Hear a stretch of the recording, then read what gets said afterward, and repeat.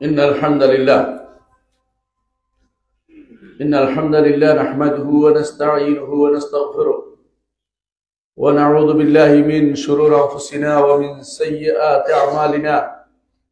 من يهده الله فلا مضل له ومن يضلل فلا هادي له، وأشهد أن لا إله إلا الله وحده لا شريك له، وأشهد أن محمدا عبده ورسوله. يا أيها الناس اتقوا ربكم الذي خلقكم من نفس واحدة وخلق منها زوجها وبث منهما رجالا كثيرا ونساء، واتقوا الله الذي تساءلون به والأرحام إن الله كان عليكم رقيبا. يا أيها الذين آمنوا اتقوا الله حق تقاته ولا تموتن إلا وأنتم مسلمون.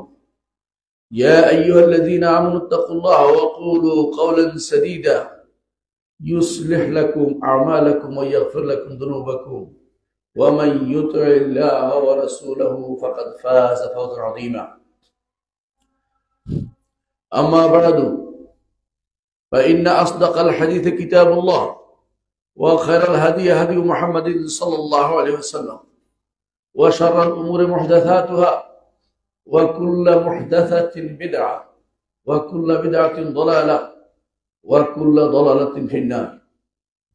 أيها الناس اتقوا الله، وإن الله عز وجل أمركم بالتقوى، والرسول صلى الله عليه وسلم أمرنا بالتحلي بالتقوى، والتقوى وصية الأولين والآخرين.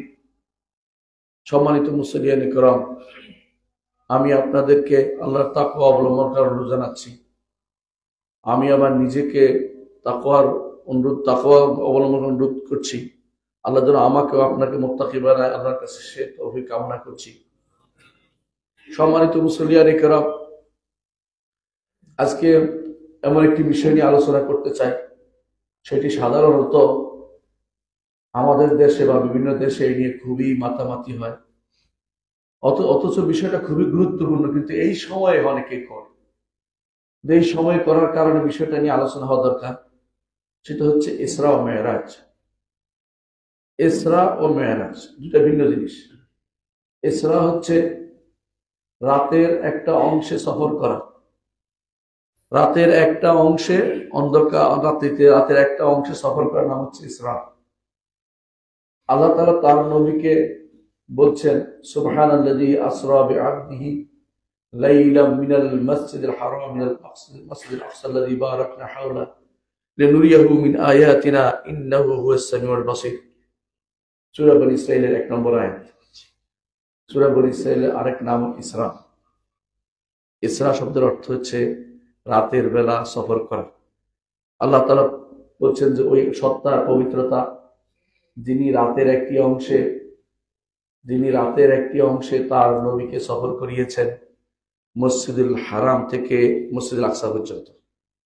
মসজিদুল হারাম হচ্ছে মক্কায়, আর মসজিদুল আকসা হচ্ছে বাইতুল মাকদেস, যেটা এখন ইহুদিরা দখল করে রেখেছে। এই জায়গাটুকু রাসূলুল্লাহ সাল্লাল্লাহু আলাইহি ওয়াসাল্লাম সফর করেছেন, তারপরে সেখান থেকে উপরের দিকে গিয়েছেন, সেটার নাম হচ্ছে মেরাজ। অর্থাৎ নিচের দিকে সফরটা নাম হচ্ছে ইসরা, উপরের দিকে সফরটা হচ্ছে মেরাজ। কোরআনে কারীমে আল্লাহ তাআলা সূরা বনী ইসরাঈলে ইসরার কথা উল্লেখ করেছেন। অর্থাৎ যেই সফরটা বাইতুল্লাহিল হারাম থেকে শুরু করে বাইতুল মাকদেস পর্যন্ত হয়েছে, এটা আল্লাহ তাআলা কোরআনে কারীমে সরাসরি বলে দিয়েছেন।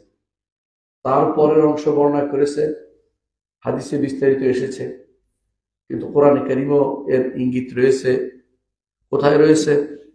সূরা আন-নাজমের মধ্যে আল্লাহ তাআলা বলছেন, ওয়ান নাজমি ইযা হাওয়া, শপথ তারকার যখন সেটা পতিত হয়। এর অর্থ ডুবে যাওয়া হতে পারে, এর অর্থ আল্লাহর ইচ্ছায় সেটা আলোহীন হয়ে যাওয়া অর্থ হইতে পারে। মা দাল্লা সাহিবুকুম মা গাওয়া। আল্লাহ তাআলা তারকার শপথ করে তারকাকে সম্মানিত করেছেন। তিনি স্রষ্টা হয়ে সৃষ্টির যে কোনো জিনিস শপথ করতে পারেন, কিন্তু সৃষ্টির কেউ আল্লাহ ছাড়া, কারণ আল্লাহর নাম এবং গুণ ছাড়া অন্য কিছু শপথ করতে পারে না। অন্য কিছু শপথ করলে শিরিক হয়ে যায়। আল্লাহ তাআলা শপথ করে বলছেন, মা দাল্লা সাহিবুকুম ওয়া মা গাওয়া, তোমাদের সাথী পথভ্রষ্ট হননি এবং তিনি পথ হারাননি। ওয়া মা ইয়ানতিকু আনিল হাওয়া, অর্থাৎ মুহাম্মদ সাল্লাল্লাহু আলাইহি ওয়াসাল্লাম তিনি সঠিক পথের উপর আছেন। ওয়া মা ইয়ানতিকু আনিল হাওয়া, নিজের প্রবৃত্তি থেকে কিছু বলেন না। ইন হুয়া ইল্লা ওয়াহয়ু ইউহা, যা বলেন শুধু ওহী থেকেই বলেন। আল্লামাহু শাদীদুল কুওয়া, তাকে শিক্ষা দিয়েছেন শক্তিশালী একটি সত্তা, তিনি হচ্ছেন জিবরিল আলাইহিস সালাতু ওয়াস সালাম। দু মিররাসিন, অত্যন্ত সুন্দর। ফাস্তাওয়া, তিনি তার ষষ্ঠভাবে বসেছিলেন। ওয়া হুয়া বিল উফুকিল আলা, প্রান্ত দেশে। একবার রাসূলুল্লাহ সাল্লাল্লাহু আলাইহি ওয়াসাল্লাম জিবরিলকে প্রান্ত দেশে দেখেছেন, তার 600 ডানা বিশিষ্ট। প্রান্ত দেশে দেখেছেন 600 ডানা বিশিষ্ট চেয়ারের উপর দেখেছেন। তিনি সেই দৃশ্য দেখে ভয় পেয়ে গিয়েছিলেন যে বিশাল দৃশ্য, আকাশ পরিপূর্ণ হয়ে রয়েছে। জিবরিল আলাইহিস সালাতু ওয়াস সালাম তার আসল রূপে সেখানে তাকে দেখা দিয়েছিলেন। ফাকানা কাবা কাউসাইনি আও আদনা, তিনি রাসূলের 2 হাত নিকটে এসেছিলেন। এখানে জিবরিল আলাইহিস সালাতু ওয়াস সালামকে কানা কাবা কাউসাইনি আও আদনা বোঝানো হয়েছে। এটাই হচ্ছে মুফাসসিরিনদের বক্তব্য। জিবরিল আলাইহিস সালাতু ওয়াস সালাম রাসূলুল্লাহ সাল্লাল্লাহু আলাইহি ওয়াসাল্লাম নিকটে এসেছেন। ফাআওহা ইলা আবদিহি মা আওহা, এরপরে জিবরিল আল্লাহর বান্দার কাছে যা ওহী দেয়ার তা ওহী দিয়েছেন সেদিন। মা কাযাবাল ফুআদু মা রাআ, অন্তর যা দেখেছে অন্তর সেটাকে কখনো মিথ্যা বলেনি। তারপর আমাদের মূল কথায় ফিরে আসছি। তারপর বলছে ওয়ালাকাদ রাআহু নাজলাতান উখরা, ওয়ালাকাদ রাআহু নাজলাতান উখরা, আল্লাহর নবী জিবরিলকে দেখেছে আরেকবার। ইনদা সিদরাতুল মুনতাহা, সিদরাতুল মুনতাহার কাছে আল্লাহর নবী জিবরিলকে আরেকবার দেখেছিলেন। ইনদাহা জান্নাতুল মাওয়া, যেখানে জান্নাতুল মাওয়া অবস্থিত। ইজ ইয়াগশা সিদরাতা মা ইয়াগশা, যখন সিদরাতুল মুনতাহাকে ঘিরে থাকতো যা ঘিরে থাকা।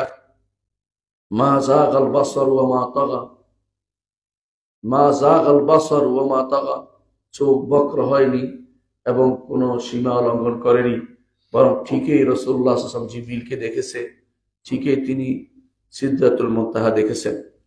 লাকাদ রাআ মিন আয়াত রাব্বিহিল কুবরা, মুহাম্মদুর রাসূলুল্লাহ সাল্লাল্লাহু আলাইহি ওয়াসাল্লাম আল্লাহর বড় বড় নিদর্শনগুলি দেখেছেন সেখানে যখন তিনি সিদরাতুল মুনতাহায় গিয়েছিলেন। এই আয়াত থেকে আমরা বুঝতে পারি মুহাম্মদুর রাসূলুল্লাহ সাল্লাল্লাহু আলাইহি ওয়াসাল্লামের মেরাজের বর্ণনা কোরআনে কারিমে এসেছে এবং সেটার বর্ণনা আসছে সূরাতুন নাজমে। সিদরাতুল মুনতাহা পর্যন্ত আসার বর্ণনা, যাওয়ার বর্ণনা আমরা এখানে দেখতে পাই। সেখানে তিনি জিবরিলকে তার পূর্ণ রূপে দেখেছেন। একবার দেখেছেন তিনি জিবরিলকে দুনিয়াতে, আরেকবার দেখেছেন আকাশের উপরে, পৃথিবীতে একবার দেখেছেন, আরেকবার দেখেছেন সমস্ত আসমানের উপরে সিদরাতুল মুনতাহা, সেখানে তিনি আরেকবার দেখেছেন। সূরা নাজমের 1 থেকে 18 নম্বর আয়াতে সেটা বর্ণনা করা হয়েছে। সম্মানিত মুসলিয়ান ইকরাম, ইসরা ও মেরাজ অর্থাৎ বাইতুল্লাহ থেকে শুরু করে বাইতুল মাকদিস পর্যন্ত, এরপরে সেখান থেকে আল্লাহ যতটুকু চেয়েছেন ততটুকু পর্যন্ত মুহাম্মদুর রাসূলুল্লাহ সাল্লাল্লাহু আলাইহি ওয়াসাল্লাম তিনি যে গিয়েছিলেন এর বর্ণনা আমরা হাদিসের মধ্যে 17 জন সাহাবী থেকে দেখতে পাই। 17 জন সাহাবী সেটা বর্ণনা করেছেন। এর মধ্যে অধিকাংশ বর্ণনাই বিশুদ্ধ, কিছু কিছু অশুদ্ধ বর্ণনা এসেছে, সেগুলিও আমরা আলোচনা করব না। যেগুলো শুদ্ধ এসেছে সেগুলি আগে আলোচনা করে যাই। প্রথমেই বুখারী মুসলিমের হাদিসটি আলোচনা করতে চাই। আনাস ইবনে মালিক রাদিয়াল্লাহু আনহু বলেন, রাসূলুল্লাহ সাল্লাল্লাহু আলাইহি ওয়াসাল্লাম বলেছেন, উতিতু বিল বুরাকি, আমার কাছে বুরাক নিয়ে আসা হলো। ওয়া হুয়া দাব্বাতুন আবিয়াদ, এ হচ্ছে সাদা একটি প্রাণী। তাওয়ীলুন, লম্বা। ফাওকাল হিমারি ওয়া দুনাল বাগলি, সেটা ছিল গাধার চেয়ে উঁচু কিন্তু খচ্চরের চেয়ে নিচু। ইয়াদাউ হাফিরাহু ইনদা মুনতাহা তারফিহি, যতটুকু চোখ যায় অতটুকু দূরে তার পা ফেলে। ক্বালা, রাসূলুল্লাহ সাল্লাল্লাহু আলাইহি ওয়াসাল্লাম বলেন, ফারাকিবতুহু হাত্তা আতাইতু বাইতুল মাকদিস, আমি এটার মধ্যে আরোহণ করলাম। এখানে অনেক ঘটনা আমি স্কিপ করে যাচ্ছি। আমি এই হাদিস অনুসারে চলতে চাচ্ছি যে আমি এই বোরাকে উঠলাম, অবশেষে বোরাক আমাকে নিয়ে বাইতুল মাকদিসে এসে পৌঁছলো। আমি আসলাম বাইতুল মাকদিসে।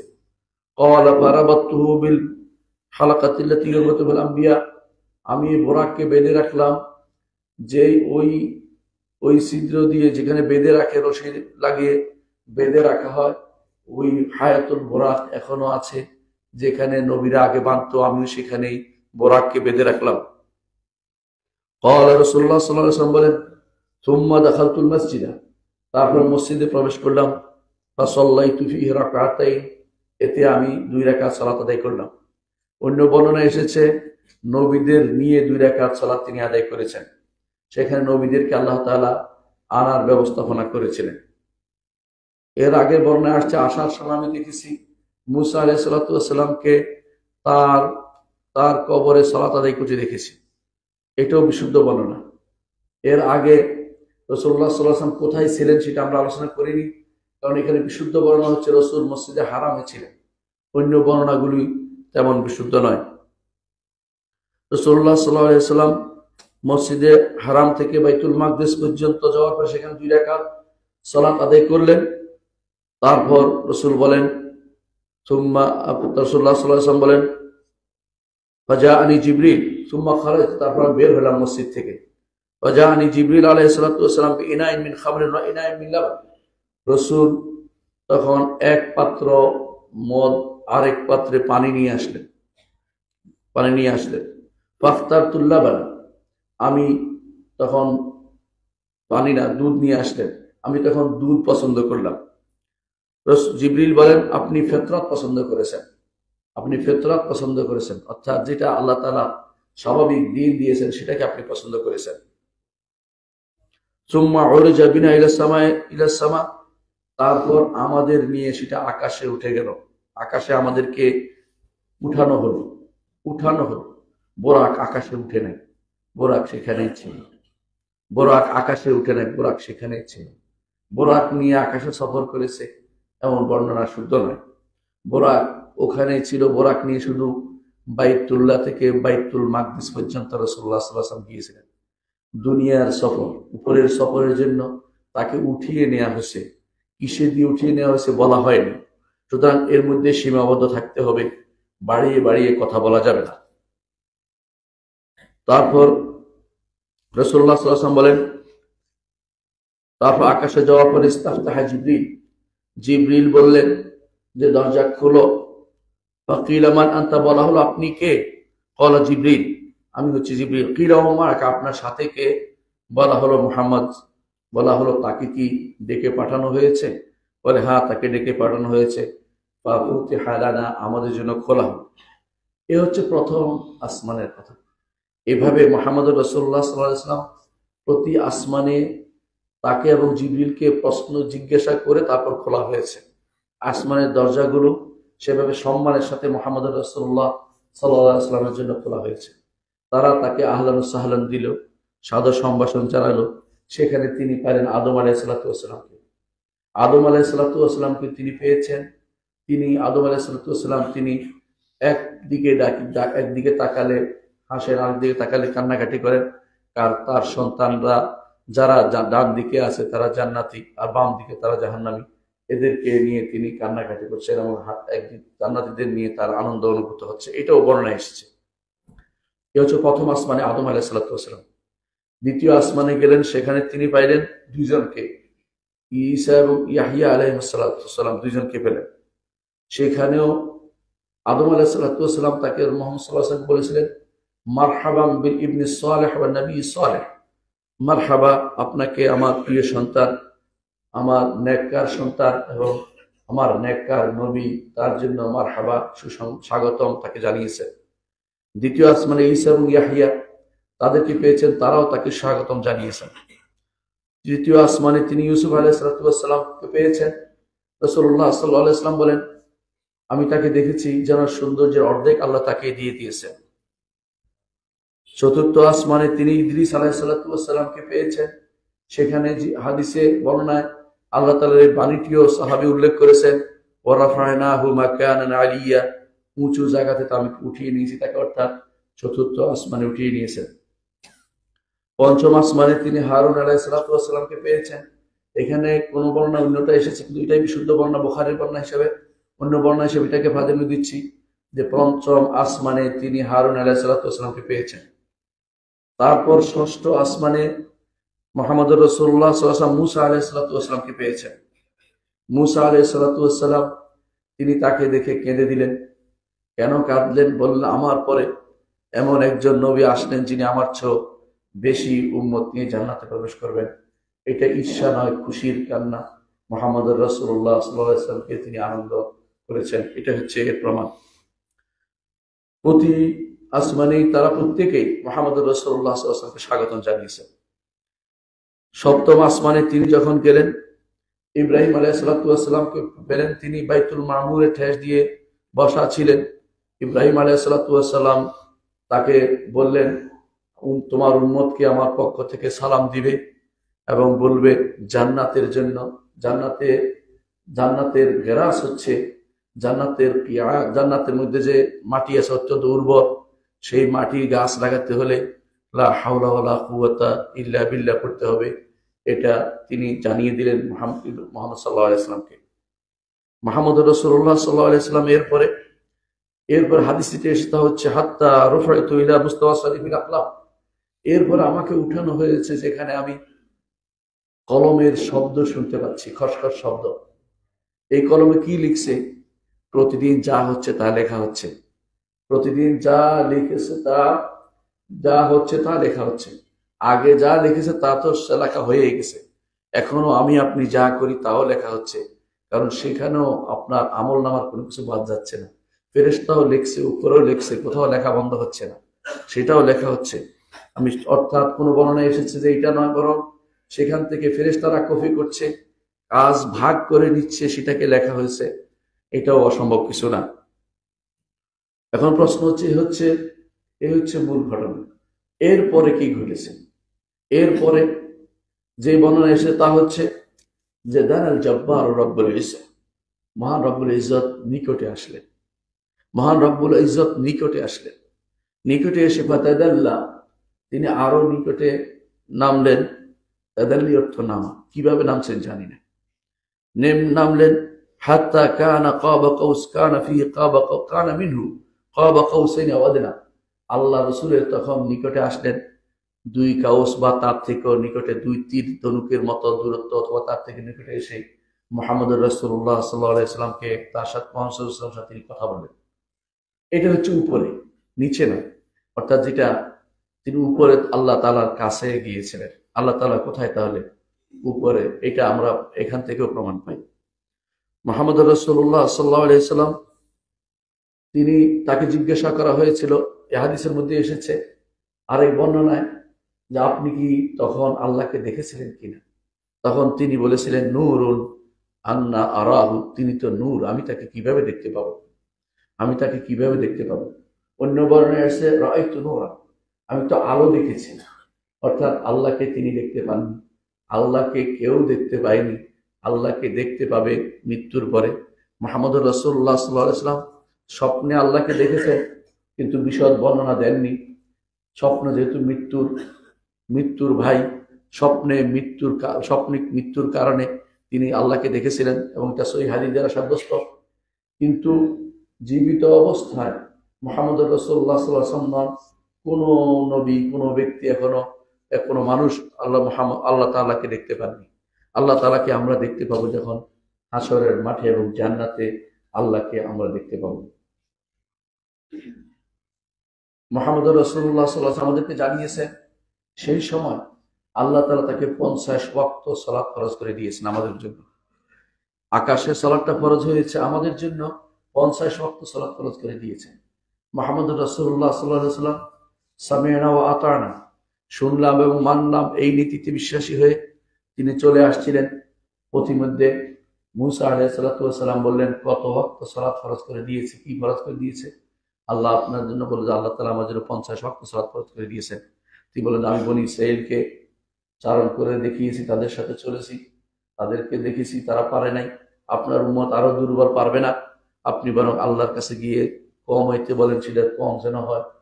এভাবে তিনি প্রতিবারে 10-এ 10 কমতে কমতে বারবার তিনি আল্লাহ তাআলার কাছে গেছেন, বারবার তিনি বারবার তিনি মুসা সাল্লাল্লাহু আলাইহি ওয়াসাল্লামের কাছে আসছেন। এইভাবে আসার পরে সর্বশেষ যখন 10 বার হয়েছে আবার গেছেন, বলে যে ঠিক আছে 5 বার কমিয়ে দেওয়া হলো। শেষ হইল 5-এর পরে আল্লাহ তাআলা বলে দিলেন, মা ইবাদদালুল কাউলু লাদাইয়া, আমার কাছে কোনো কাউল পরিবর্তন হবে না। তারপর আল্লাহ তাআলা ঘোষণা করলেন, যে কেউ এই 5 ওয়াক্ত সালাত আদায় করবে সে ব্যক্তি 50 ওয়াক্তের সওয়াব প্রাপ্ত হবে। তারপর তিনি মোহাম্মদ রাসূলুল্লাহ সাল্লাল্লাহু আলাইহি ওয়াসাল্লাম, তিনি মুসা সাল্লাল্লাহু আলাইহি ওয়াসাল্লামের কাছে আসলেন। আসার পরে মুসা আলাইহিস সালাম বললেন যে আবার যান, আরো কমিয়ে আনার ব্যবস্থা করো। তখন মোহাম্মদ রাসূলুল্লাহ সাল্লাল্লাহু আলাইহি ওয়াসাল্লাম বললেন, আমি আর যেতে পারবো না, আমি লজ্জা পাচ্ছি, আমি আর যেতে পারবো না। তিনি ঘোষণা দিয়ে দিয়েছেন। কারণ ছিল, তিনি বললেও মোহাম্মদ সাল্লাল্লাহু আলাইহি ওয়াসাল্লাম বুঝে নিয়েছিলেন আর কমানো হবে না, কারণ আল্লাহ তাআলা বলে দিয়েছেন যে পরিবর্তন তিনি করবেন না। সুতরাং আর আমি অতিরিক্ত কিছু না চাই, সেজন্য তিনি চলে এসেছেন। সেদিন তাকে 2টি জিনিস দেওয়া হয়েছিল, একটি হচ্ছে সূরাতুল ফাতিহা, আরেকটি হচ্ছে খাওয়াতিম সূরাতুল বাকারা। সে 2টি জিনিস আল্লাহ তাআলা সেদিন তাকে দিয়েছে। কোনো বর্ণনায় এসেছে সেদিন সালাত দিয়েছে এবং তিনি খাওয়াতিম সূরাতুল বাকারা এটা দিয়েছেন। এই 2টি বর্ণনায় কোনো কোনো বর্ণনায় বিশুদ্ধ পাওয়া যায়। এ হচ্ছে ইসরা ও মেরাজের বর্ণনা। ইসরা ও মেরাজের রাসূলুল্লাহ সাল্লাল্লাহু আলাইহি ওয়াসাল্লাম সেখান থেকে আসলেন, বাইতুল মাকদেসে আসছেন। সেখানে কোনো কোনো বর্ণনা আসছে আবার 2 রাকাত পড়েছেন, সেখানে আবার নবীদের সাথে ইমামতি করেছেন। ওই বর্ণনাটা দুর্বল। প্রথমে তিনি ইমামতি করেছেন, তারপর তিনি মক্কায় চলে আসেন। মক্কায় আসার পরে সকালবেলা তিনি ঘোষণা দিলেন যে আমি বাইতুল মাকদেস গিয়েছি, সেখান থেকে উপরে গিয়েছি, নিয়ে নেওয়া হয়েছে আমাকে। এই ঘোষণায় কাফেররা শুনেই এর বিরোধিতা করতে আরম্ভ করলো। এ হচ্ছে বাইতুল মাকদেস বা ইসরা ও মেরাজের সংক্ষিপ্ত বর্ণনা, যার উদ্দেশ্য হচ্ছে ভুল বর্ণনাগুলো যেন আমাদের সামনে না থাকে। অনেকে বিভিন্ন রকমের কাহিনী বর্ণনা করবে, সেগুলোকে কোনোভাবেই শুনবেন না। আমরা বিশ্বাস করি যে ইসরা ও মেরাজ অর্থাৎ ইসরা ও মেরাজ জাগ্রত অবস্থা হয়েছে। রাসূলুল্লাহ সাল্লাল্লাহু আলাইহি ওয়াসাল্লামের ইসরা ও মেরাজ জাগ্রত অবস্থা হয়েছে বলে আমরা বিশ্বাস করি, এবং আমরা বিশ্বাস করি তিনি ঘুমন্ত ছিলেন না এই সময়। হ্যাঁ, ঘুমন্ত মেরাজ আরো হয়েছে, ঘুমন্ত মেরাজ বহু হয়েছে। ঘুমন্ত মেরাজের বর্ণনার মধ্যে এসেছে যে রাসূলুল্লাহ সাল্লাল্লাহু আলাইহি ওয়াসাল্লামকে নিয়ে যাওয়ার পরে তিনি দেখেছেন যে জিনাকারীর কিভাবে শাস্তি হয়, মিথ্যাবাদীর কিভাবে শাস্তি হয়, সালাত পরিত্যাগকারীর কিভাবে শাস্তি হয়, এবং সুদখোরের কিভাবে শাস্তি হয়। ওই বর্ণনাগুলো কিন্তু এই রাত্রির সাথে জড়িত না। এই বর্ণনাগুলো সবগুলো আলাদা। ওই বর্ণনাগুলো হচ্ছে সম্পূর্ণ ভিন্ন, স্বপ্নিক মেরাজের বর্ণনা, স্বপ্নিক মেরাজের বর্ণনা। সুতরাং স্বপ্নিক মেরাজের সাথে এই দৈহিক শারীরিক মেরাজ, জাগ্রত মেরাজকে একসাথে করে ফেলবেন না। হ্যাঁ, এই মেরাজের একটি বর্ণনা এইভাবে এসেছে, বিশুদ্ধ বর্ণনা। সেটা হচ্ছে রাসূলুল্লাহ সাল্লাল্লাহু আলাইহি ওয়াসাল্লাম জিবরিল সিদরাতুল মুনতাহার পরে তাকে নিয়ে জান্নাতে প্রবেশ করেছেন। রাসূল জান্নাতের অবস্থান দেখেছেন, জান্নাতে কি কি বর্ণনা সেটা তিনি দিয়েছেন, এবং সেটার মাটি সম্পর্কে বর্ণনা আমাদেরকে জানিয়েছেন। তিনি নাহরুল কাউসার সম্পর্কে জানিয়েছেন। নাহরে কাউসার অর্থাৎ আল্লাহ তাআলা তাকে যে কাউসার দিয়েছেন সেটাও তাকে দেখিয়েছেন, এবং সেটাও মুহাম্মদ রাসূলুল্লাহ সাল্লাল্লাহু আলাইহি ওয়াসাল্লাম দেখেছেন। এইটার বর্ণনার মধ্যে রাসূলুল্লাহ সাল্লাল্লাহু আলাইহি ওয়াসাল্লাম সে বিশুদ্ধ বর্ণনার মধ্যে এটাও এসেছে, সিদরাতুল মুনতাহাকে ঘিরে রেখেছে যেটা, সেটাও দেখেছেন যে আল্লাহর পক্ষ থেকে এত সুন্দর আলো পড়েছে যে তিনি সেটা দেখে লাকাদ রাআ মিন আয়াতি রাব্বিল কুবরা, এত সুন্দর আলো কিভাবে হলো। এটাই কেউ কেউ রফরফ নাম দিয়েছে। রফরফ নামে যা বর্ণিত ছিল সেই আলোটা, এই সৌন্দর্যটা। রফরফ কোনো বিছানার নাম হয় না, বিছানার নাম না যা বিছানায় উঠেছেন। রফরফ কোনো ব্যক্তির নাম না যা পিঠে চড়ে তিনি উপরে গেছেন, যেগুলি আমাদের সমাজে প্রচলিত আছে। আব্দুল কাদের জিলানীর পিঠের উপরে দাগ দেখা গেছে, তিনি কিসের দাগ, রাসূল হাঁটে গেছেন ওটার পায়ের উপর দিয়ে। এই জাতীয় মিথ্যা কথা যেন আমরা কখনো না বলি। এগুলি ডাহা মিথ্যা কথা, বানোয়াট বর্ণনাকারীদের কাজ আর কিছুই না। রাফরাফ মূলত আর কিছু নয়। বর্ণনা আসছে যে এই সৌন্দর্যটার বর্ণনাই হচ্ছে রাফরাফ, যেটা এসে পড়েছে উপর থেকে।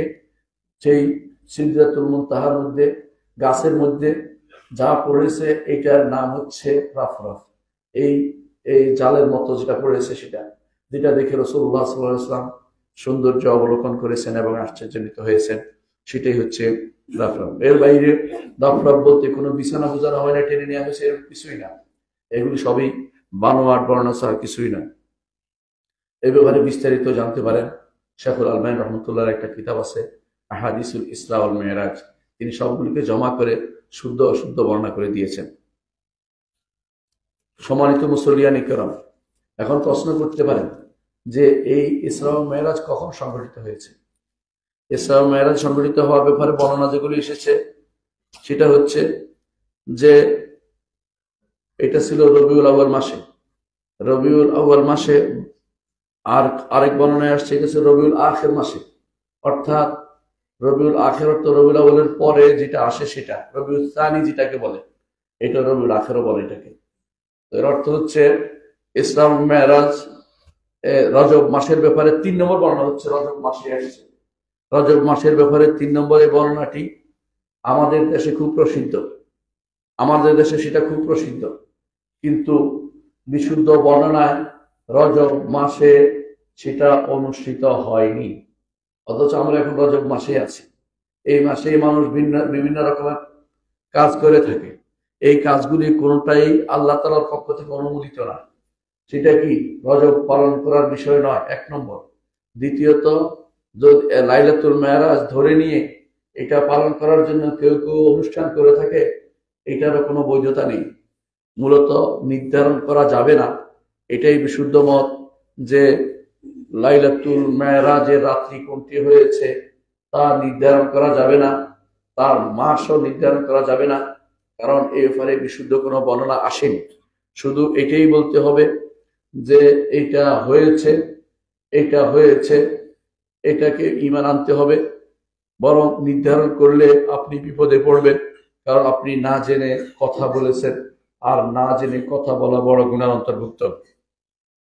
আমরা এই ইসরা ওয়াল মেরাজ থেকে যে সমস্ত শিক্ষা পাই তা হচ্ছে, 1 নম্বর শিক্ষা হচ্ছে যে আল্লাহর পক্ষ থেকে পুরস্কার একটু পেতে হলে একটু কাঠখড় পোহাতে হবে।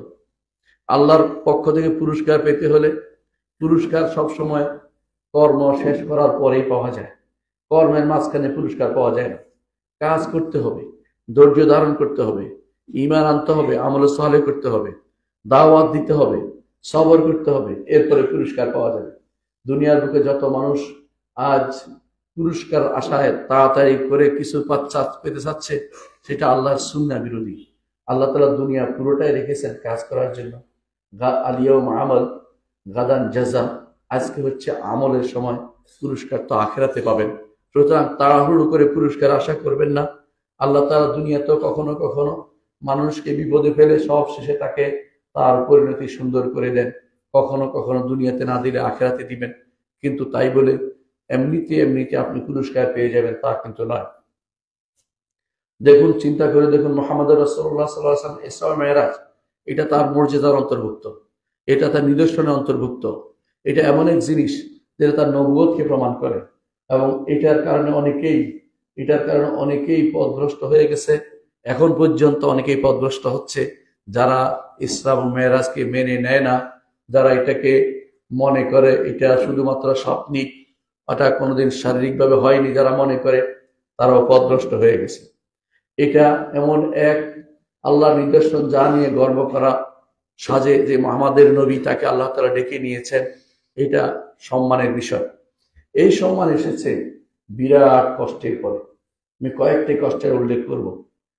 3টি বছর বন্দিত্ব জীবন কাটিয়েছেন মুহাম্মদ রাসূলুল্লাহ সাল্লাল্লাহু আলাইহি ওয়াসাল্লাম। কেমন বন্দিত্ব জীবন! কিছুই পায়নি, পেটের খিদায় কান্নাকাটি করতে পারছে না।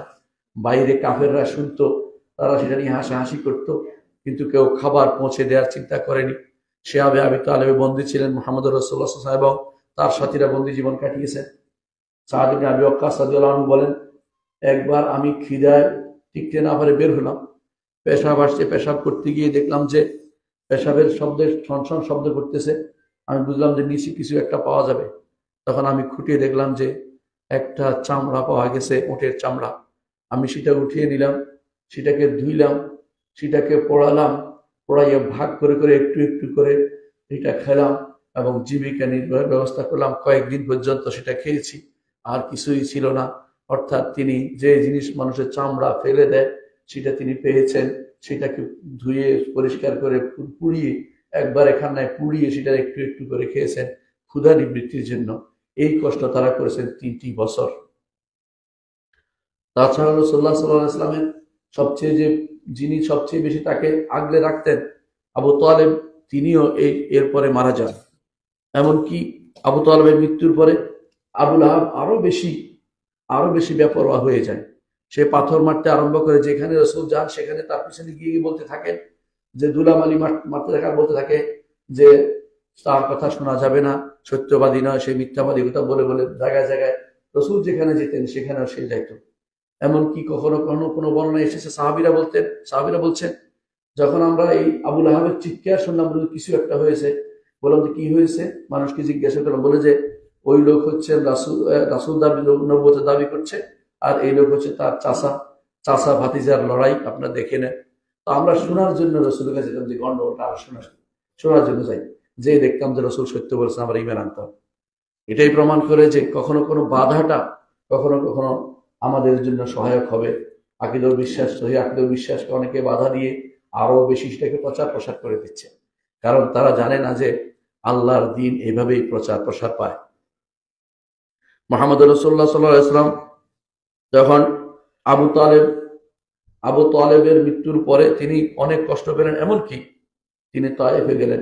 সেই সময় তায়েফের 3 ভাই তারা ইসলামকে গ্রহণ করলো না।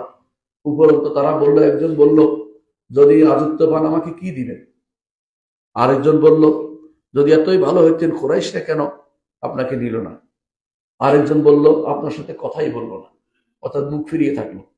রাসূলুল্লাহ সাল্লাল্লাহু আলাইহি ওয়াসাল্লাম অনেক কষ্ট করে ফিরে আসতে চাইলেন, কিন্তু তারা লোক লাগিয়ে দিল, বাচ্চাদেরকে লেলিয়ে দিল। বাচ্চারা পাথর মেরে রক্তাক্ত করে দিয়ে রসুলের পা দিয়ে রক্ত পড়তে থাকলো। পাহাড়ের ফেরেশতা এসে বলল, আপনি অর্ডার করুন, আমি দুদিক থেকে এই জাতিকে ধ্বংস করে দেই, পাহাড়কে দুদিক থেকে একসাথ করে দেই। রসুল বললেন, না, আমি আশা করি এদের পেট থেকে আল্লাহ তাআলা এমন প্রজন্ম বের করবেন যারা একমাত্র আল্লাহর ইবাদত করবে, তার সাথে কাউকে শরীক করবে না। রাসূলুল্লাহ সাল্লাল্লাহু আলাইহি ওয়াসাল্লাম সেখান থেকে আসার পরে তার স্ত্রী, অথবা তার আগে তার স্ত্রী খাদিজা রাদিয়াল্লাহু আনহা মারা যান। রাসূলুল্লাহ সাল্লাল্লাহু আলাইহি ওয়াসাল্লামের মক্কাতে আর এমন কেউ থাকলো না যার কাছে তিনি তার অভাব অভিযোগগুলি বলতে পারবেন, অথবা তার কাছে বলতে পারবেন কিভাবে কি ঘটনা ঘটেছে। আল্লাহ তাআলা তাকে সে সময় সান্ত্বনা দিলেন। তিনি তাকে তখন উপরে উঠিয়ে নিয়ে মেরাজ বা ইসরা ও মেরাজের মাধ্যমে তাকে সম্মানিত করলেন। সুতরাং এর দ্বারা প্রমাণিত হয় যে আল্লাহর সাহায্য আসবেই, ঈমানদারকে ধৈর্য ধারণ করতে হবে। দ্বিতীয় যে শিক্ষা আমরা পাই তা হচ্ছে আত-তাবাত, দ্বীনের উপরে প্রতিষ্ঠিত থাকতে হবে। এখন দ্বীনের উপর আছি, কোনো কারণে দ্বীন থেকে দূরে সরে না যায়, বিশুদ্ধ আকীদা মানহাজের উপর প্রতিষ্ঠিত হতে হবে। কারোর জন্য আমরা বিশুদ্ধ আকীদা মানহাজ গ্রহণ করিনি, কে সমালোচনা করলো, কে প্রশংসা করলো, এটাকে দূরে সরিয়ে না দিলে আপনি বিশুদ্ধ আকীদা মানহাজের উপর থাকতে পারবেন না। আপনাকে সুদৃঢ় হতে হবে, যেমনি হতে হবে আবু বকর রাদিয়াল্লাহু আনহুর মতো। তার কাছে যখন লোকেরা এসে বলল যে আপনার সাথী বলছে এক রাত্রিতে তিনি বাইতুল্লাহ থেকে বাইতুল মাকদেস গেছেন, সেখান থেকে উপরে গেছেন, আর আমরা সারা সফর করতে 1 মাস লাগে, তিনি এক রাত্রিতে চলে গেলেন, আবার চলেও আসলেন, আবার উপরেও গেলেন, কি বলেন? তিনি বললেন, যদি বলতেন তিনি সত্য বলেছেন সরাসরি, তখন তারা বলতো যে তাহলে আপনি আগে থেকে মুখস্থ করে আছেন। এই জন্য তিনি বললেন, যদি তিনি বলে থাকেন তাহলে সত্য বলেছেন। কিভাবে তিনি সেটা এত বেশি সুদৃঢ় দিনের উপর ছিলেন যে এই দৃঢ়তাই তাকে শেষ পর্যন্ত সিদ্দিক নামে অভিহিত করে। উম্মতের মধ্যে শ্রেষ্ঠ ব্যক্তি ছিলেন সিদ্দিক। এই সিদ্দিক হচ্ছেন আবু বকর, কারণ তিনি যখন মানুষ তাকে সত্যায়ন করেনি, মুহাম্মদ রাসূলুল্লাহ সাল্লাল্লাহু আলাইহি ওয়াসাল্লামকে বিভিন্নভাবে আক্রমণ করা হচ্ছিল, সেই সময় আবু বকর রাদিয়াল্লাহু আনহু তাকে সত্য বলে বিশ্বাস করেছিলেন। আরেকটি দেখতে পাই আমরা দৃঢ়পথ থাকার আরেকটি উদাহরণ। মুহাম্মদ রাসূলুল্লাহ সাল্লাল্লাহু আলাইহি ওয়াসাল্লাম বলেছেন, তিনি বলেছেন, আমি যখন জান্নাতের কাছে গেলাম, আমি দেখতে পেলাম সুগন্ধি আসছে। আমি বললাম, জিবরিল, এই সুগন্ধি কিসের, এত সুগন্ধি কিসের? তিনি বলে, হচ্ছে মা শ্বেতা, যে ইবনাতে ফেরাউনের কন্যাকে যে নারী চুল আশ্রে দিত, সেই নারীর যে প্রাসাদে আছে সেখান থেকে সুগন্ধি আসছে।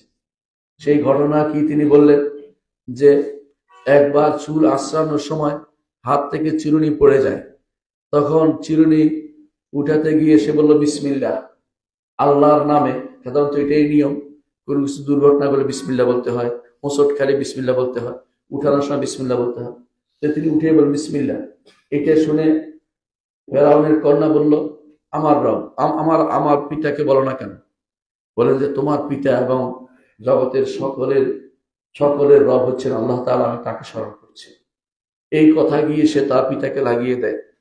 তার পিতা তখন এই চুল যে আশ্রয়ত তাকে এবং তার সন্তানদেরকে একত্রিত করে ফেলে যে হয় তুমি বুঝছি আমাকে মানো না রব হিসাবে, যদি না মানো তাহলে তোমাকে আগুনে নিক্ষেপ করব। তখন তাকে বলা হলো যে আগুনে একটা একটা করে আগুন নিক্ষেপ করছে, কেউ তাকে রব মানতে রাজি হয়নি। শেষ পর্যন্ত তার কোলে ছোট বাচ্চা ছিল, এই বাচ্চা বলছিল যে বাচ্চাকে কোলে নিয়ে তিনি একটু দ্বিধা করছিলেন, মাসে তার অর্থাৎ যিনি চুল আশ্রান তিনি দ্বিধা করছিলেন যে আমি কি এই ছেলেকে কোথায়, মেয়েকে কোথায়, বাচ্চাকে কোথায় রেখে যাব। কিন্তু সেই মেয়ে বলছিল মা তুমি হকের উপর আছো।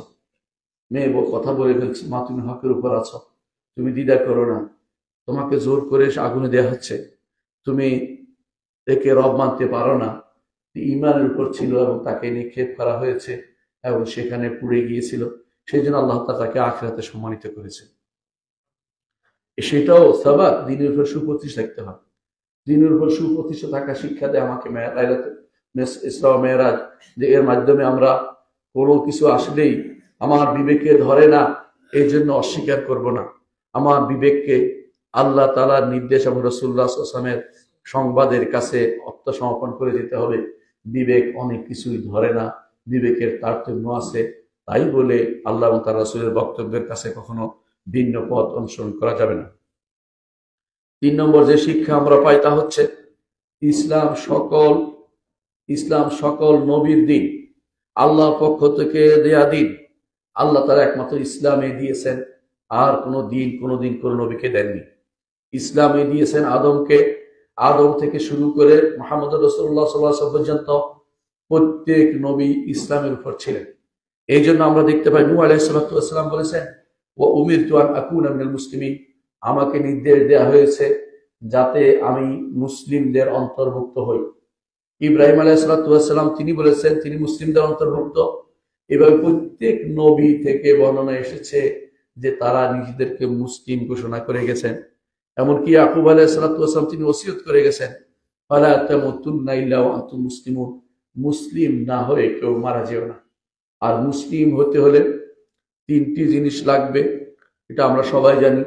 1 নম্বর হচ্ছে তাওহীদ নিয়ে আল্লাহর কাছে আত্মসমর্পণ। 2 নম্বর হচ্ছে আনুগত্যের জন্য মাথা পেতে দেয়া, যা নির্দেশ দিবে সেটা মেনে নেয়া।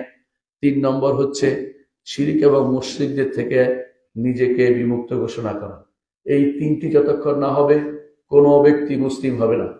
পূর্ববর্তী নবীদের ইসলাম ছিল ইসলাম আম, এরা মুসলিম ব্যাপক ইসলামের উপর ছিল। আর আমাদের ইসলাম হচ্ছে ইসলাম খাস, স্পেশাল ইসলাম। কারণ পূর্ববর্তী নবীরা একই সময় বিভিন্ন জায়গাতে অনেক নবীকে প্রেরণ করা হতো, আর আমাদের নবী মুহাম্মদ রাসূলুল্লাহ সাল্লাল্লাহু আলাইহি ওয়াসাল্লামকে সমস্ত মানব গোষ্ঠীর কাছে প্রেরণ করা হয়েছে। এবং আমাদের নবীকে এমন এক দিন দেওয়া হয়েছে যেই দিনের কোনো ভিন্নতা কোনোদিন আসবে না, এবং এই দিন কিয়ামত পর্যন্ত সুপ্রতিষ্ঠিত থাকবে। আর কোনো নবী আসবে না, আর কোনো রাসূল আসবে না যিনি পরিবর্তন করবেন। সুতরাং এটা স্পেশাল। এটা এই জন্য আল্লাহ তাআলা বলছেন আল ইয়াউমা আকমালতু লাকুম দীনাকুম ওয়া আতমামতু আলাইকুম নি'মাতি ওয়া রাদিতু লাকুমুল ইসলাম দীনা। শুধু মানব গোষ্ঠী নয়, জিনদের জন্য একই দিন ইসলাম। আল্লাহ তাআলা কোরআনে কারীমে উল্লেখ করেছেন জিনরা কি বলে। জিনরা বলছিল ওয়া আন্না মিনাল মুসলিমুনা ওয়া মিনাল কাসিতুন ফামান আসলামা ফাউলাইকা তাহাররাউ রাশাদা, আমাদের মধ্যে কেউ মুসলিম আছে আর কেউ আছে ইসলাম বিরোধী, যে ইসলাম গ্রহণ করবে সে সঠিক পথ ঠিক পেয়েছে। এই দিন ইসলাম আরো প্রমাণ করে যে এই দিন সকল নবীর দিন। এটা প্রমাণ করে রাসূলুল্লাহ সাল্লাল্লাহু আলাইহি ওয়াসাল্লাম হাদিসে তিনি বলেছেন আমি ইবনে মারিয়ামের সবচেয়ে কাছের মানুষ, তারপরে আর তার মাঝে এবং আমার মাঝে মাঝখানে আর কোনো নবী নেই। নবীরা সব বই পিতৃয় ভাই, তাদের বাবা এক মা বহু, এর অর্থ হচ্ছে তাদের আকীদা এক, তাদের শরিয়া ভিন্ন ভিন্ন হয়। এই জন্য রাসূলুল্লাহ সাল্লাল্লাহু আলাইহি ওয়াসাল্লাম বলেছেন আল আম্বিয়া ইখওয়াতু আল্লাত। এটাও প্রমাণ করে যে ইসলাম সকল নবী দিন ছিল। আবার রাসূলুল্লাহ সাল্লাল্লাহু আলাইহি ওয়াসাল্লাম আরেকটি হাদিসে তিনি বলেছেন আমার এবং অন্য নবীদের পার্থক্য বর্ণনা হচ্ছে এরকম, উদাহরণ হচ্ছে এরকম, কেউ একটি বিল্ডিং বানিয়েছে, বানানোর পর একটা ইটের জায়গা খালি রেখেছে, যেই ঘুরে আসে বলে সুন্দর একটি বিল্ডিং, কিন্তু ইটটা কোথায়, ইটটা কেন নাই? তারপর এই ইটাটা দেওয়ার পরে বিল্ডিংটা সুন্দর হয়ে গেছে। আমি হচ্ছি সেই ইট, যে ইটের মাধ্যমে নবুয়তের ধারা পরে শক্তি ঘটেছে।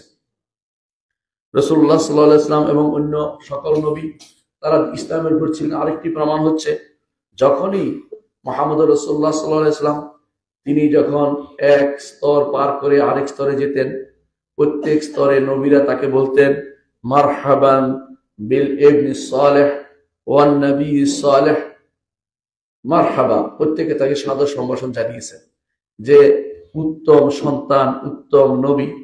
কোন কোন নবী বলছেন আখুস সালেহ, উত্তম ভাই এবং উত্তম নবী, কারণ তারা সরাসরি নবীর বংশের নয়, এই জন্য তারা ছিলেন ইসহাকের বংশধর, তারা বলছেন আখ। আর যারা সরাসরি মুহাম্মদ রাসূলুল্লাহ সাল্লাল্লাহু আলাইহি ওয়াসাল্লামের বংশধর তারা বলছেন ইবেন, কারণ সরাসরি মুহাম্মদ রাসূলুল্লাহ সাল্লাল্লাহু আলাইহি ওয়াসাল্লাম ইব্রাহিম আলাইহিস সালাতু ওয়াসসালামের ইসমাঈলের বংশধর, এই জন্য তারা বলেছেন ইবেন, আর অন্যরা বলেছেন ভাই। এটা বুঝিয়ে দিলেন যে নবী গোষ্ঠী সব একই, তারা একই ইসলাম নিয়ে দুনিয়াতে এসেছিলেন। ইসলাম ছাড়া অন্য কোনো দিন আল্লাহ কখনো নাজিল করেননি। আল্লাহ তাআলা কোনোদিন ইসলাম ছাড়া অন্য কিছু দেননি। যদি ইহুদিবাদ, নাসারাবাদ বা এই জাতীয় কোনো দিন আল্লাহ তাআলা দেননি। আর দুনিয়া যে সমস্ত এখন জাগতিক যে সমস্ত ধর্ম আছে, এগুলোতে সবই হচ্ছে মানুষের বানানো জিনিস। চতুর্থ যে শিক্ষা আমরা পাই তা হচ্ছে মসজিদে আকসার মর্যাদা। মসজিদে আকসার মর্যাদা, আল্লাহ তাআলা তার নবীকে সরাসরি মক্কা থেকে উপরে উঠাইতে পারতেন, কিন্তু মক্কা থেকে উপরে উঠাননি। আপনারা ভালো করে জানেন বাইতুল মামুর মক্কা সোজা উপরে, বাইতুল মাকদিস সোজা উপরে নয়। কিন্তু তারপরে রাসূলুল্লাহ সাল্লাল্লাহু আলাইহি ওয়াসাল্লামকে মক্কা থেকে বাইতুল মাকদিস নিয়ে গেছেন কেন? কারণ আপনারা জানেন যে এটার মর্যাদা রয়েছে। নবীদের কিবলা ছিল বাইতুল মাকদিস। মুহাম্মদ রাসূলুল্লাহ সাল্লাল্লাহু আলাইহি ওয়াসাল্লামকে ইসরা ও মিরাজে সেখানে নিয়ে গেছেন। আর হাদিসে আছে রাসূলুল্লাহ সাল্লাল্লাহু আলাইহি ওয়াসাল্লাম বলেছেন যে তিনটি জায়গায় আমাদেরকে সফর করার জন্য, সফর বাঁধার জন্য অনুমতি দেওয়া হয়েছে সওয়াবের জন্য। এমনি আপনি অনেক কিছু সফর করতে পারেন, কিন্তু সওয়াবের আশা নিয়ে তিনটি জায়গায় শুধু যেতে পারবেন। একটি হচ্ছে মক্কা, একটি হচ্ছে মদিনা, আর একটি হচ্ছে বাইতুল মাকদিস। অন্য কোনো কিছুর জন্য যেতে পারবেন না, এই তিনটি মসজিদের জন্য, অন্য কোনো কিছুর জন্য যেতে পারবেন না।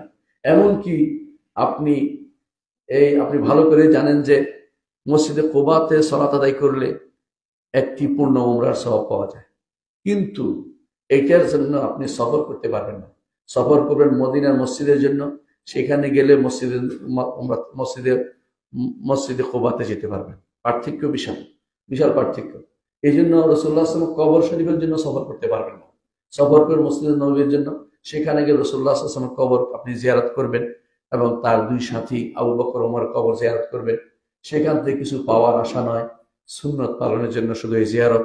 এবং সেখানে আপনি রাউদাতুল মিনাল জান্নাহ আছে, সেটার জন্য আপনি সফর করবেন, যেহেতু এটা মসজিদের অংশ, মসজিদের জন্য সফর করতে পারবেন, কিন্তু কোনো কবরের জন্য নয়, কোনো মাজারের জন্য নয়।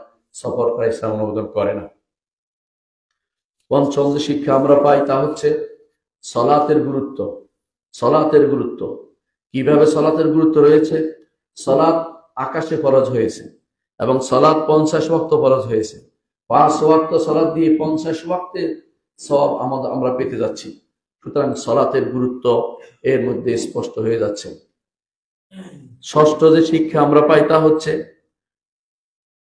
মুহাম্মদ রাসূলুল্লাহ সাল্লাল্লাহু আলাইহি ওয়াসাল্লাম তিনি বাইতুল মাকদিসে সমস্ত নবীদের ইমামতি করেছেন। এটা দ্বারা বোঝা গেল তিনি সমস্ত মানব গোষ্ঠীর মধ্যে তিনি শ্রেষ্ঠ। এই জন্য তিনি এক হাদিসে বলেছেন আনা সাইয়্যিদু ওয়ালাদি আদম ওয়ালা ফখর, আদম সন্তানের সবার আমি সাইয়্যিদ, আমি সেটা অহংকার করে বলছি না। তিনি অহংকার করে বলেননি, তবে সেটা সত্য। সমস্ত নবী গোষ্ঠী তার পিছনে সালাত আদায় করে তিনি যে ইমাম সেটাকে স্বীকৃতি দিলেন, এটাও এর দ্বারা প্রমাণিত হয়। সপ্তম যে শিক্ষা আমরা পাই তা হচ্ছে বাইতুল্লাহ কাবা, মুহাম্মদ রাসূলুল্লাহ সাল্লাল্লাহু আলাইহি ওয়াসাল্লাম তিনি তিনি কাবার কাছে তাকে প্রেরণ করা হয়েছে, জিবালে ফারান তাকে প্রেরণ করা হয়েছে। এই কাবা হয়ে গেছে জগতের নেতৃত্বের মূল জায়গা, এটা এর দ্বারা প্রমাণিত হয়।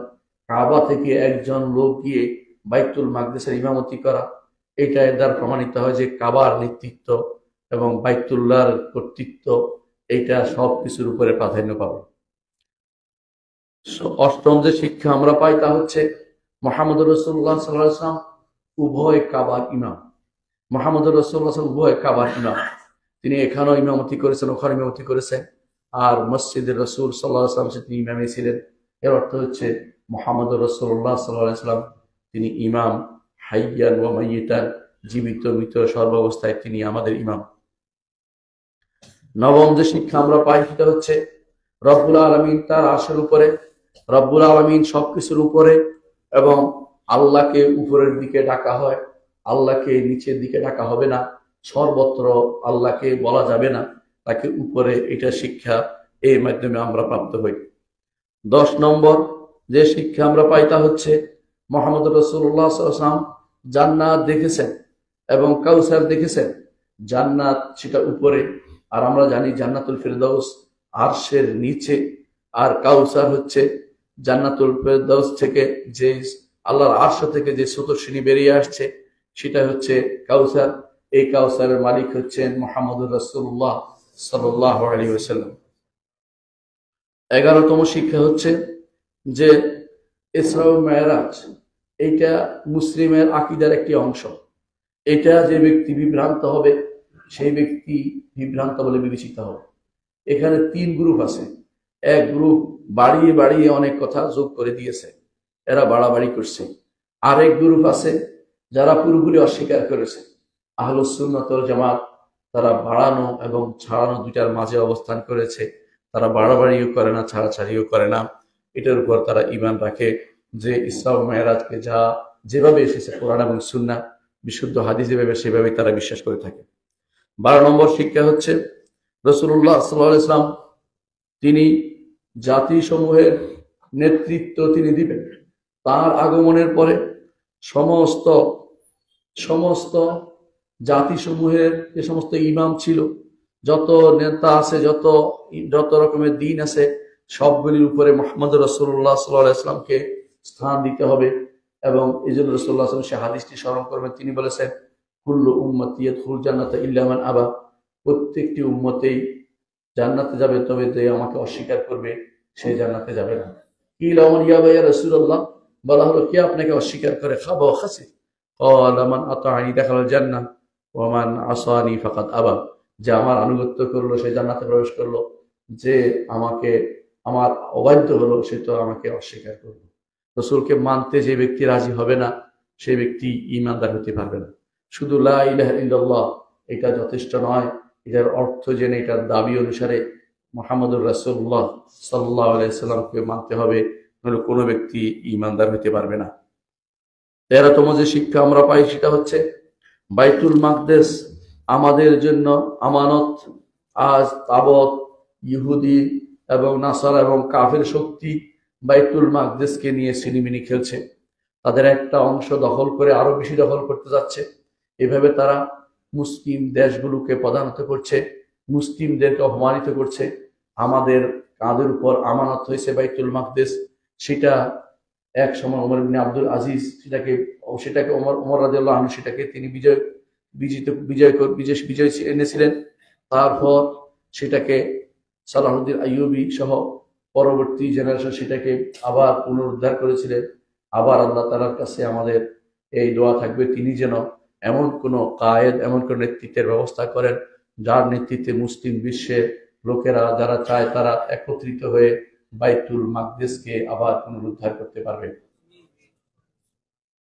বাইতুল মাকদিসের এই পুনরুদ্ধার কাজে অবশ্যই যারা শরীক হবে তারা সারা দুনিয়াতে প্রশংসিত হবে।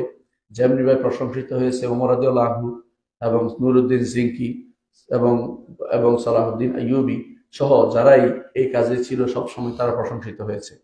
এটা মুসলিম এবং কাফেরদের এটা ইমানের পরিচয়ের জায়গা। মুসলিমরা আজ বিভিন্ন শততা বিভক্ত হয়ে গেছে, ইমান ও আকীদার কোনো গুরুত্ব তাদের নেই। সেরকম ইমান থাকতে হবে যে ইমানের কারণে বিজয় লাভ হবে, সেরকম শক্তি থাকতে হবে যে শক্তির কারণে সালাউদ্দিন আইয়ুবী ইমান এবং শক্তির কারণে বলিয়ান হয়ে বিজয় আনতে পেরেছিল। আল্লাহ তাআলার সাহায্য তখনই আসে যখন মানুষের ইমান ও ইখলাস আসে। আমাদের ইমান ও ইখলাসে ত্রুটি থাকলে বাইতুল মাকদেস আমাদের হাতে আসবে না। যদি এমন কারো কাছে আপনি ধর্ণা দেন যারা সাহাবায়ে কেরামকে গালি দেয়, যারা ওমরকে গালি দেয়, যে ওমর তিনি বিজয় এনেছেন তাকে যারা গালি দেয়, তাদের হাতে কোনোদিন বাইতুল মাকদেসে পুনরুদ্ধার হবে না। সুতরাং আপনি অনাহুত চেষ্টা করবেন না। যারা বড় বড় বাগড়ম্বর মারে, আবার ভিতরে ভিতরে কাফের ইহুদিদের সাথে সম্পর্ক রক্ষা করে চলে, এই সমস্ত মোনাফেক টাইপের উম্মতের লোকগুলো বিভিন্ন দেশে তাদের ইসলামের কথা যতই বলুক না কেন, তারা আসলে মোনাফেক লোক। এদের দ্বারা বাইতুল মাকদিস কখনো আবার মুসলিমদের হাতে আসবে না। সুতরাং মুসলিমদের হাতে আসতে হলে আবার আমাদেরকে ঈমান ও আকীদার বলে বলিয়ান হতে হবে, আমাদেরকে বিশুদ্ধ হতে হবে, আমাদেরকে আল্লাহর পথে ফিরে আসতে হবে। আকুলু কাওলি হাযা ওয়া আস্তাগফিরুল্লাহ লি ওয়া লাকুম ওয়া লিসাইরিল মুসলিমিন ফাস্তাগফিরুহু ইন্নাহু হুয়াল গফুরুর রাহিম।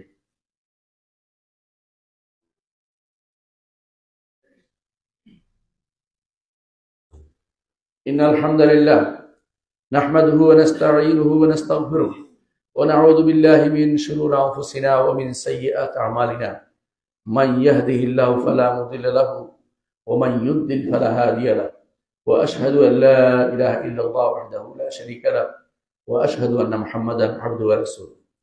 সম্মানিত মুসলিয়ান ইকরাম, বলছিলাম ইসরা ও মেরাজের কথা। অর্থাৎ ইসরা ও মেরাজের দিনে আমাদের দেশে 27 তারিখ নির্ধারণ করে দেওয়া, 27শে রজব। এই নির্ধারণ করার কোনো বৈধতা নেই। আপনারা জানেন যে যা নির্ধারিত নয় তা নির্ধারণ করাই হচ্ছে বিদআত, আর বিদআত হচ্ছে দলালা। আমরা প্রতিটি খুতবার আগে এই কথাটা কেন বলি? ফাইন্না কুল্লা বিদআতিন দলালা, প্রত্যেকটি বিদআতই হচ্ছে পথভ্রষ্টতা।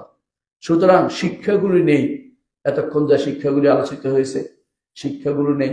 আরো অনেক শিক্ষা আপনি চিন্তা করলে খুঁজে পাবেন, সেগুলি গ্রহণ করি, কিন্তু কোনোভাবেই বেদাত না করি। বেদাত করলে গুনাহ হয়। সওয়াবের আশা করে এমন কোনো কাজ করা যায় না যা আমার নবী করেননি। কারণ আপনারা ভালো করে জানেন এই দিবস পালন রাসূলুল্লাহ সাল্লাল্লাহু আলাইহি ওয়াসাল্লাম তার এরপরে তিনি আরো প্রায় 13 বছর জীবিত ছিলেন। এই 13 বছর তিনি একদিনও বলেন নাই এই রাত্রিটা চলো আমরা ইবাদত করে আসি। আমার এই রাত্রিতে বিশাল খুশির সংবাদ ছিল, হে সাহাবীরা কোথায় আছো, তোমরা আসো একত্রিত হই, অথবা আমরা হালুয়া রুটির ব্যবস্থা করি, আসো তোমরা আনন্দ করে উৎসব করি। এটা কোনোটাই আমার নবী করেননি। সুতরাং যেহেতু রাসূল করেননি সেহেতু এটা করা বিদআত হবে। দ্বিতীয়ত আপনারা হয়তো বলতেই পারেন রাসূল করেননি, তাহলে কি সাহাবারাও করেননি? না, সাহাবারাও করেননি। আবু বকর, ওমর, ওসমান, আলী 4 খলিফা চলে গেছে, কোনোদিন তারা এই দিবস নিয়ে কোনো কিছু করেননি। সুতরাং বোঝা গেল এই দিবস তারা খুঁজেও বের করেননি। এর অর্থ হলো খুঁজে বের করা দিবস পালন করা এটা ইসলামের কোনো কালচার নয়। ইসলাম এই জাতীয় কালচার কোনো অনুমোদন করে না। ইসলাম বলে এগুলি থেকে শিক্ষা নিয়ে দ্বীন ও ঈমানকে পরিপূর্ণ করতে। সুতরাং কোনোভাবেই ইসরা ও মেরাজের দিন পালন করা যাবে না, নির্ধারিত দিনে কোনো ইবাদত করা যাবে না। তৃতীয়ত যে কাজটি করা যাবে না তা হচ্ছে ইসরা ও মেরাজ। ইসরা ও মেরাজের নামে অনেকে এই মাসে রজব মাসকে বিশেষ সম্মানিত মাস মনে করে থাকে। না, ইসরা ও মেরাজের জন্য সেটা সম্মানিত না, বরং ইসরা ও মেরাজ রজব মাসে মানুষ এর আগে উমরা করতো, কেউ যদি উমরা করতে যেতে পারে এটা নিষিদ্ধ না, কারণ এটা উমরা আগ থেকে চলে আসছে যে এই মাসে মানুষ উমরা করতো কেন? কারণ মাঝখানে এরপরে আবার রমজানে যেত, সাধারণত সব সময় যাওয়া সম্ভব হয় না। এই মাসে আগ থেকে মানুষ উমরায় যেত, কিন্তু বিশেষ কোনো ফজিলত আসে না। রজব পালন করার বিষয় না, রজব মাসে বাড়তি কোনো আমল করা যাবে না। রজব মাসে নির্ধারণ করা যাবে না যে লাইলাতুল মেরাজ হয়েছে বা লাইলাতুল মেরাজ হইলেও আপনি সেটা পালন করতে পারবেন না। এই জন্য ইমামরা যুগে যুগে রজব মাস পালনকে বেদাত বলেছেন। ইমাম ইবনে হাজার রহমতুল্লাহ আলাইহি একটা গ্রন্থ লিখেছেন তাবয়ীনুর রজব বিমা জাআ ফি রজব। এই গ্রন্থে তিনি বর্ণনাগুলি সবগুলি এনে সবগুলিকে তিনি সবগুলিকে তিনি বানোয়ার সাব্যস্ত করে বলেছেন যে তাবিউন রজব। আমরা আশ্চর্য হতে হবে, এতগুলি বর্ণনা কিভাবে বানালো মানুষ বসে বসে। মানে এত বর্ণনা বানিয়েছে যে অনেকের কাছে সবগুলি দেখে মনে হয় বুঝে কিছু না কিছু তো আছে, না কিছুই নাই। রজব মাসে কোনো আবাদতের কোনো কিছুই নাই। রজব মাসে কিছু অতিরিক্ত আবাদত করবেন না, যে আবাদত অন্য মাসে করবেন সে আবাদতে এই মাসে করবেন। রজব মাসকে আবাদতের জন্য নির্ধারণ করা যাবে না। আল্লাহ ওয়া সাল্লু আলা সাইয়্যিদিল বাশারিয়া মুহাম্মদ ইবনে আব্দুল্লাহ কামা আমারা আল্লাহ আযজা ওয়া জাল্লা ফি কিতাব।